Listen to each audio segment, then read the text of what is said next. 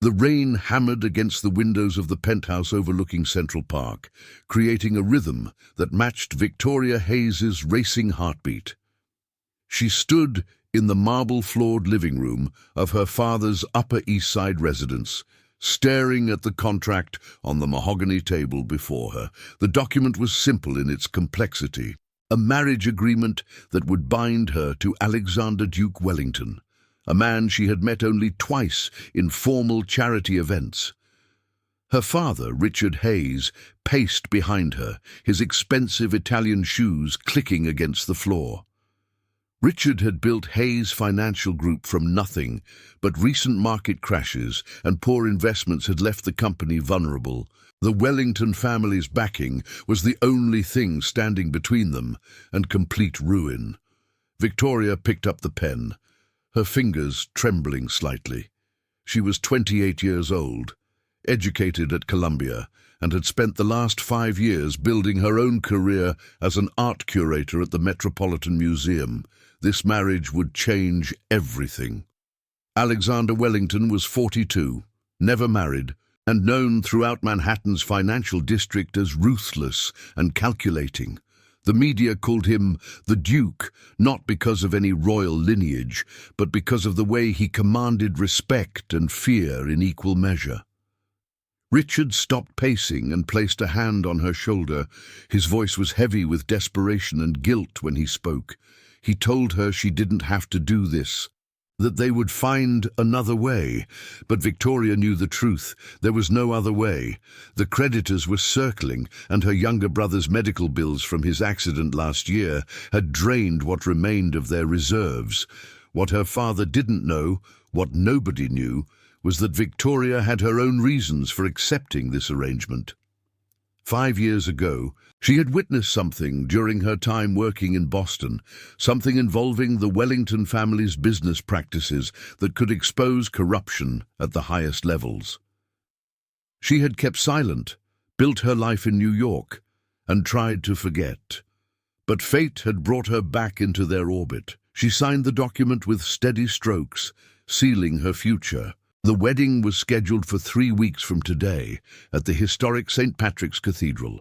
It would be the social event of the season, photographed and analyzed by every society columnist in the city. Alexander Wellington received the news of her acceptance while sitting in his corner office on the 52nd floor of Wellington Tower in Midtown.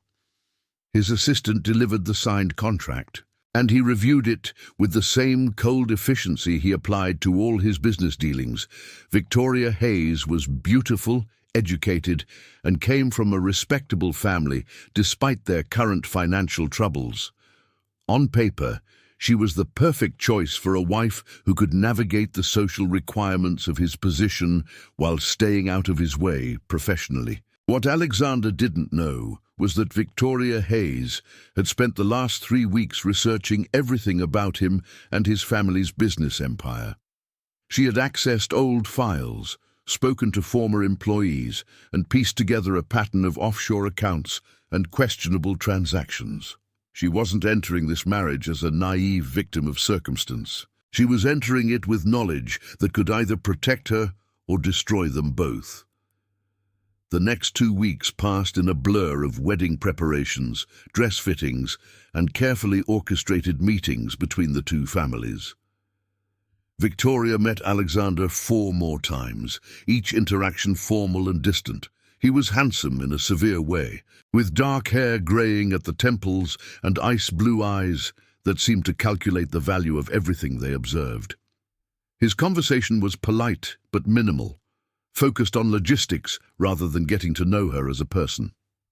During their final meeting before the wedding, at a private dinner in Daniel, one of Manhattan's most exclusive restaurants, Alexander laid out his expectations. He told her their marriage would be a partnership, that he expected her to fulfill certain social obligations while maintaining her career if she wished. He valued discretion above all else and asked if she understood what she was agreeing to. Victoria looked across the table at this man who would become her husband, this stranger who held so much power yet knew nothing about her. She understood perfectly, she told him, but she wondered if he understood that she was not the simple solution to a business problem that he imagined her to be.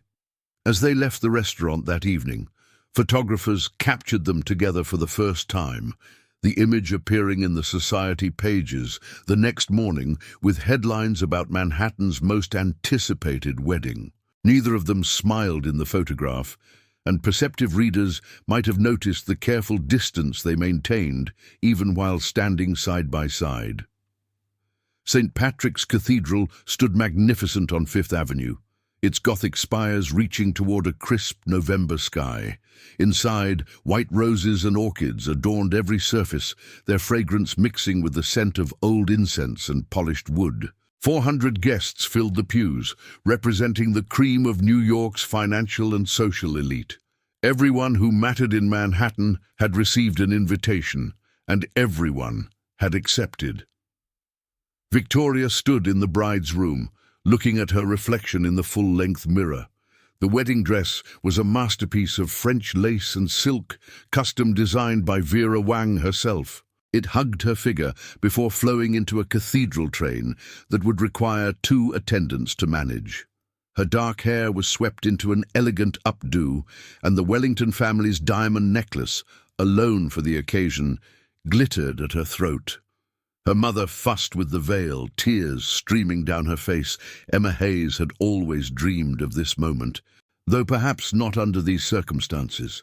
She spoke about how beautiful Victoria looked, how proud she was, her voice breaking with emotion. Victoria's younger sister, Caroline, stood nearby in her bridesmaid dress, watching with a mixture of concern and admiration.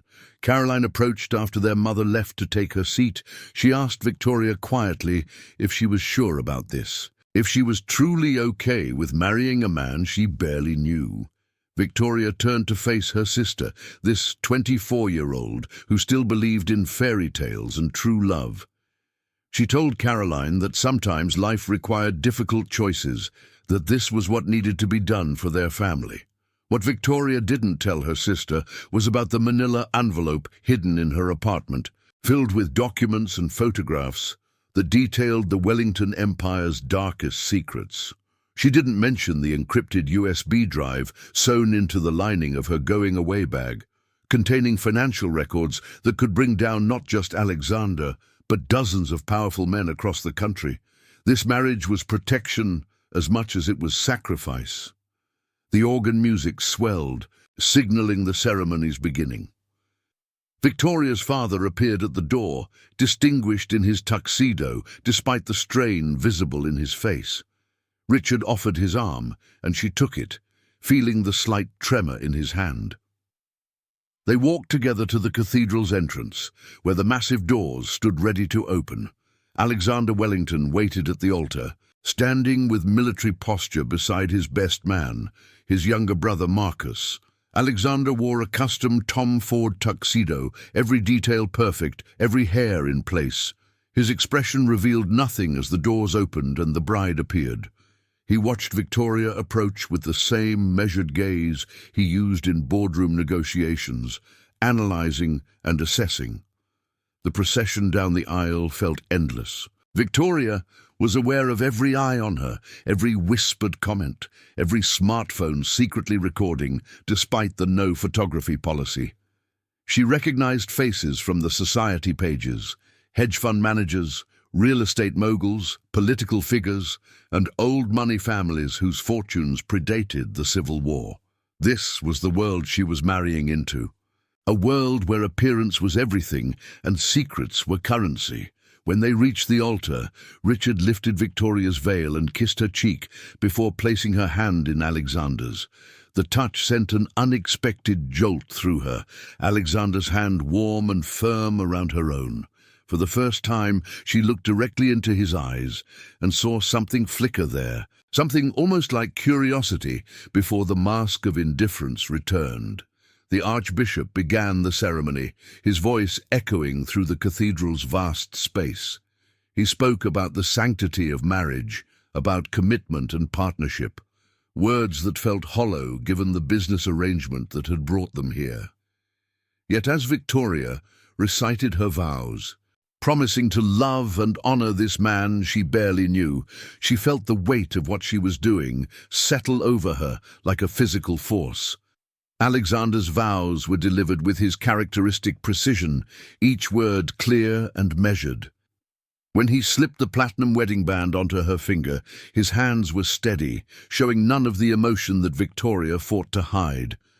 The ring was heavy, embedded with small diamonds that caught the cathedral's light. The moment arrived for the pronouncement. The archbishop declared them husband and wife, and Alexander was invited to kiss his bride. It was their first kiss, witnessed by 400 people, and it was brief, formal, a sealing of a contract rather than an expression of passion. Yet Victoria felt something in that moment, a connection she hadn't expected, a recognition that they were both playing roles in a drama neither had fully authored. As they walked back down the aisle as husband and wife, Victoria noticed a woman in the 5th row, partially obscured by a large hat, watching them with unusual intensity. The woman's expression was not one of celebration, but of concern, almost fear. Victoria filed the observation away, another mystery in a day full of them. The reception was held at the Plaza Hotel, in the famous Grand Ballroom. Crystal chandeliers illuminated tables draped in ivory silk, each centerpiece a work of art, featuring rare flowers imported from around the world. A 12-piece orchestra played, while guests dined on a 5-course meal, prepared by a Michelin-starred chef. Everything was designed to project wealth, power, and permanence. Victoria and Alexander performed their first dance to Ella Fitzgerald's The Very Thought of You, moving together in careful synchronization that looked natural to observers but felt mechanical to the participants. As they circled the floor, Alexander spoke quietly, his lips near her ear so no one else could hear. He told her she had played her part perfectly, that his family was impressed with her poise.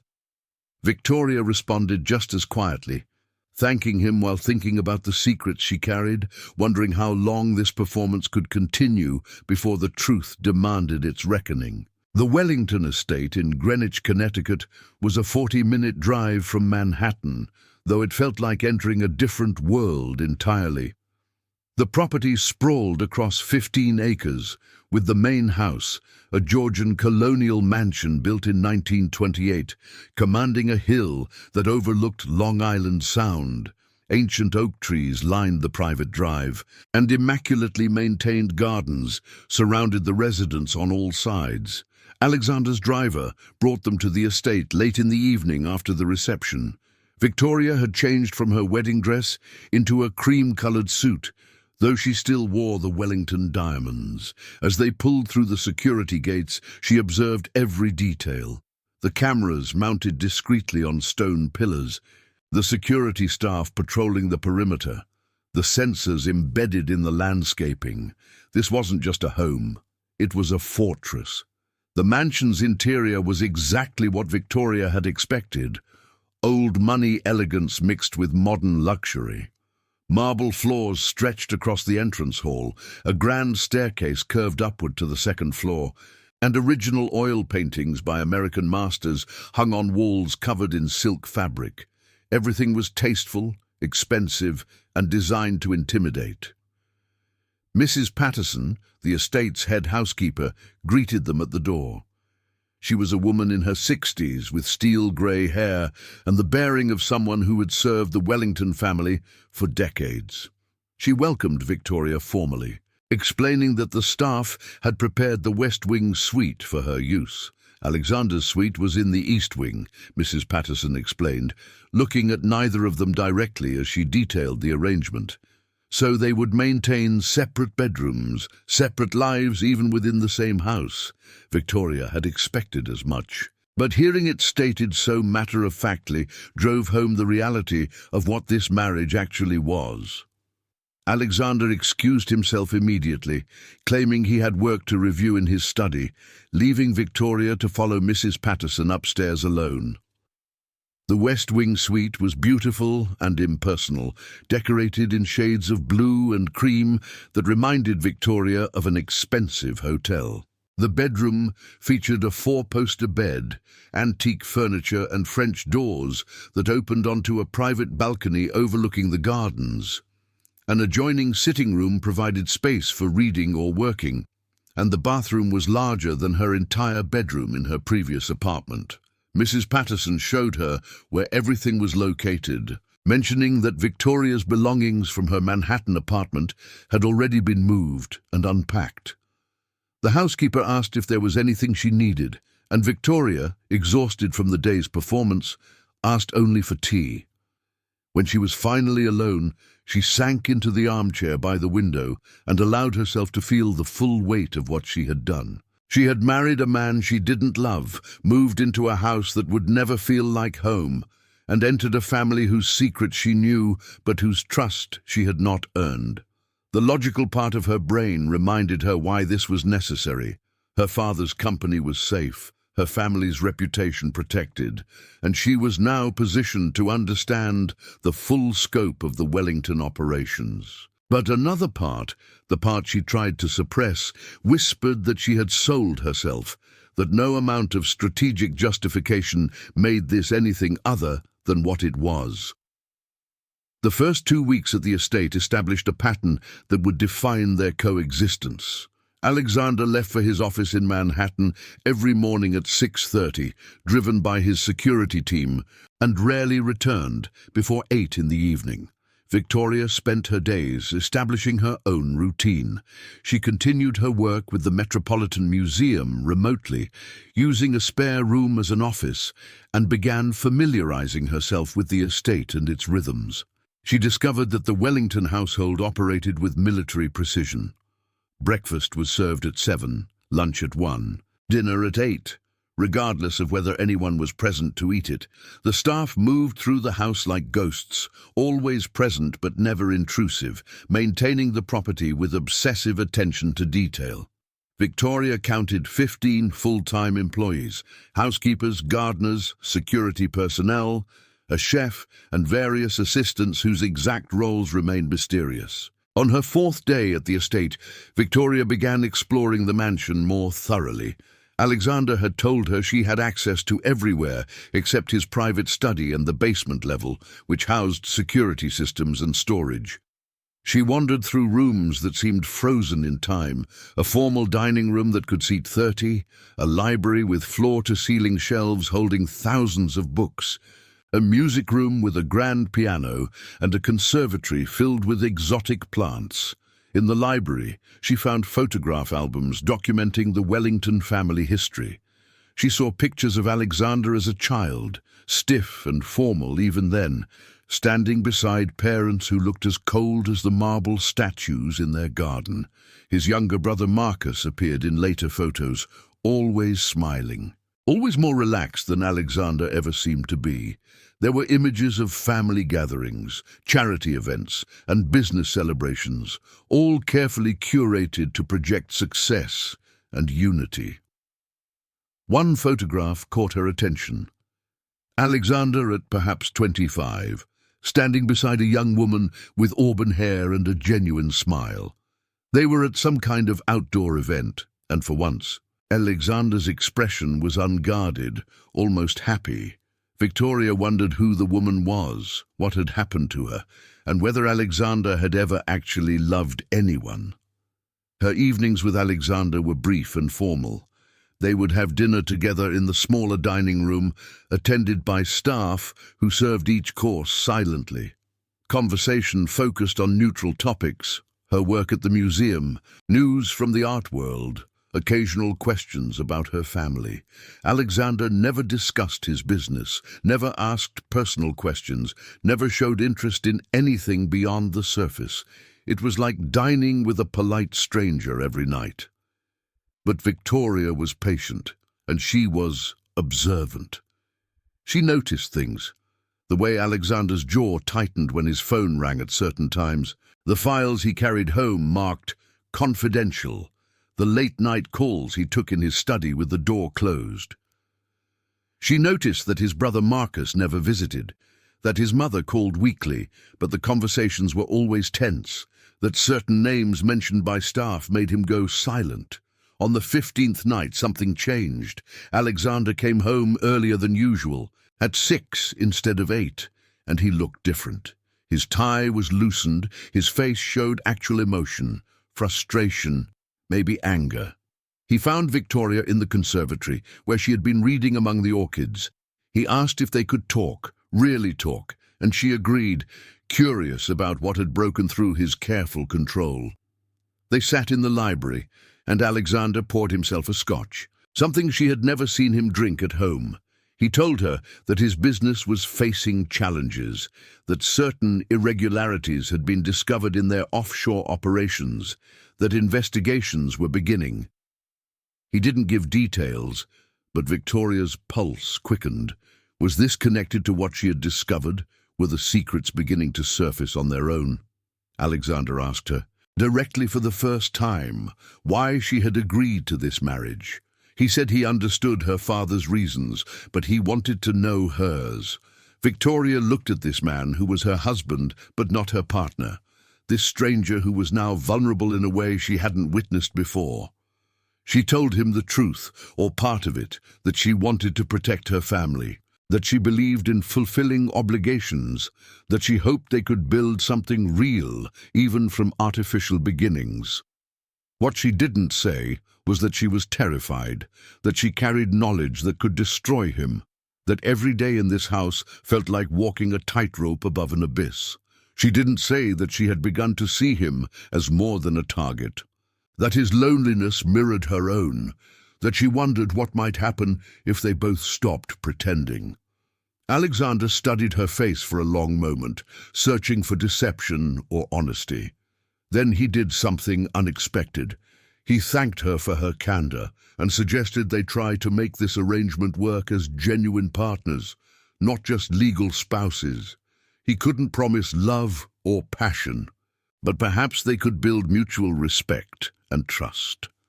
Victoria agreed, shaking his hand formally as if sealing another contract.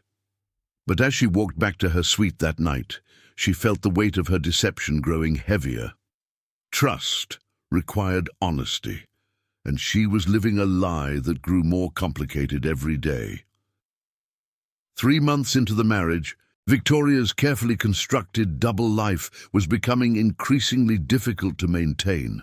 On the surface, she had settled into her role as Mrs. Alexander Wellington, attending charity events, hosting dinners for Alexander's business associates, and appearing in society pages as the perfect trophy wife.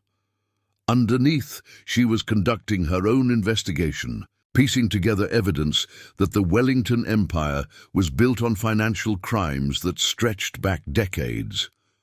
The breakthrough came during a January snowstorm that trapped them at the estate for 3 days. Alexander couldn't get to his office, and his frustration at being confined was palpable.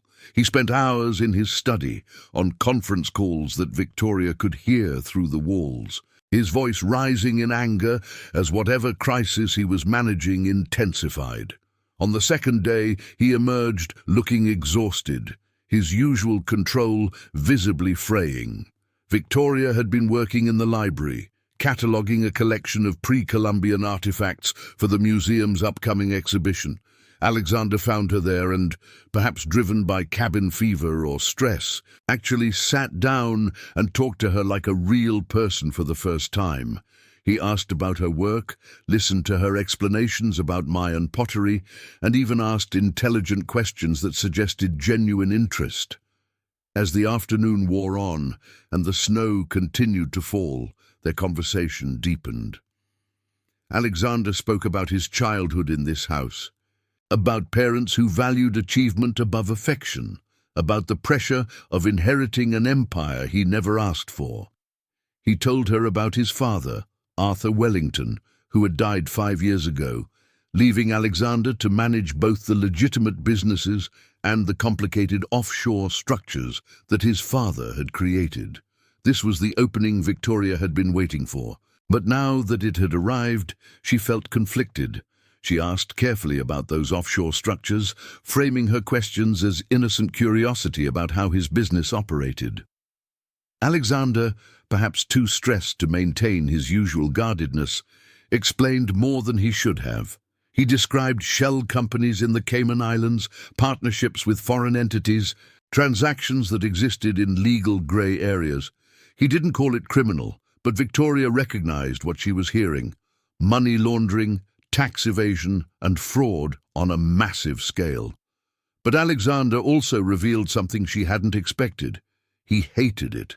He told her that he had inherited these arrangements from his father, that he had been trying to unwind them for years, but they were so deeply embedded in the company's structure that removing them risked everything. He was trapped by his father's decisions, managing criminal operations he wanted no part of, but couldn't escape without destroying the legitimate businesses that employed thousands of people. Victoria felt her carefully maintained emotional distance begin to crumble. This wasn't the story she had constructed in her mind. She had imagined Alexander as a willing participant in corruption, not a man imprisoned by inherited sins. She asked him why he didn't just expose it all, clean house regardless of the consequences. He laughed bitterly and told her that whistleblowers in his world didn't survive. They were destroyed professionally, financially, and sometimes physically. His father had made deals with people who didn't forgive betrayal. The conversation ended when Alexander's phone rang with news that the storm was breaking and roads would be clear by morning. He thanked her for listening, apologized for burdening her with his problems, and retreated back to his study. Victoria sat alone in the library, her mind racing. Everything she thought she understood about this situation had just become more complicated. That night, she retrieved the encrypted USB drive from its hiding place and reviewed the files she had been compiling. The evidence was damning: transaction records, email chains, photographs of meetings between Wellington executives and known criminals. But now she saw it differently. These weren't just Alexander's crimes, they were his inheritance, his prison. If she exposed this information, she wouldn't just destroy a corrupt businessman, she would destroy a man who was trying, however slowly, to fix what his father had broken. The moral clarity she had felt when entering this marriage dissolved into uncertainty. She had married Alexander planning to eventually use her knowledge to protect herself and potentially expose him if necessary. But now she cared about what happened to him, which was a complication she couldn't afford. Worse, she was beginning to realize that her feelings were evolving beyond strategic necessity into something dangerously close to genuine affection. The following weeks tested her resolve further. Alexander, perhaps encouraged by their conversation during the storm, began including her more in his life.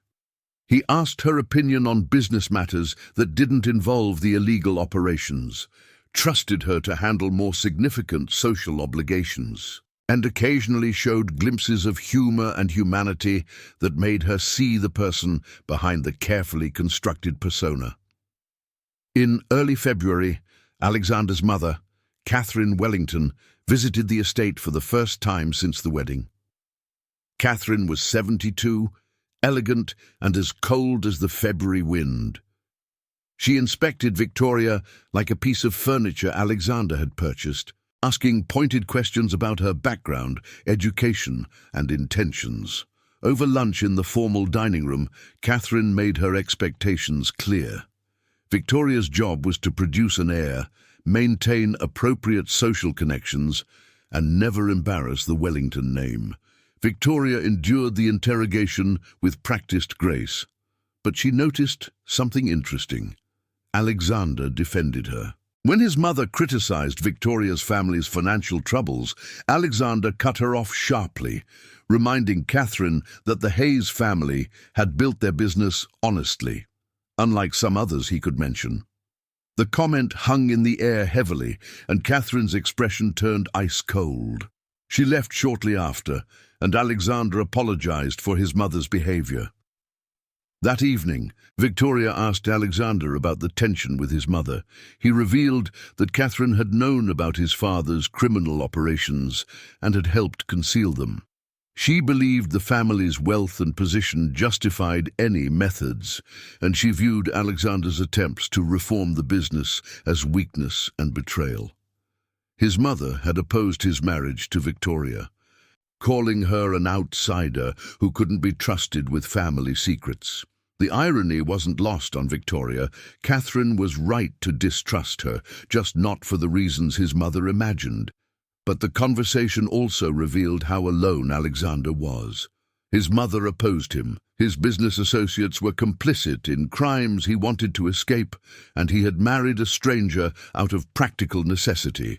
Victoria understood loneliness. She had been living with it for months. Perhaps that shared isolation was what drew them together, despite themselves. The turning point came in late February during a charity gala at the Natural History Museum. Victoria had organized the event with her museum colleagues, a fundraiser for arts education programs. Alexander attended as expected, playing the role of supportive husband, but Victoria noticed him watching her throughout the evening with a different expression than usual. It wasn't the calculating assessment she was used to. It was admiration, maybe even attraction. During the final dance of the evening, Alexander held her closer than protocol required. He told her that watching her in her element, passionate about her work and confident in her abilities, had made him realize he had married someone remarkable. He admitted that their arrangement had become something more for him, that he found himself thinking about her when he should be focusing on business, that he wanted to know if she felt anything beyond contractual obligation. Victoria's heart raced as she looked up at him. The honest answer was yes. She felt far too much, but admitting that meant confronting all the lies she had built between them. Before she could respond, her phone vibrated with an urgent message. It was from a former colleague in Boston, someone who knew about her past investigation. Your questions triggered something. People are looking into the Wellington files again. Be careful.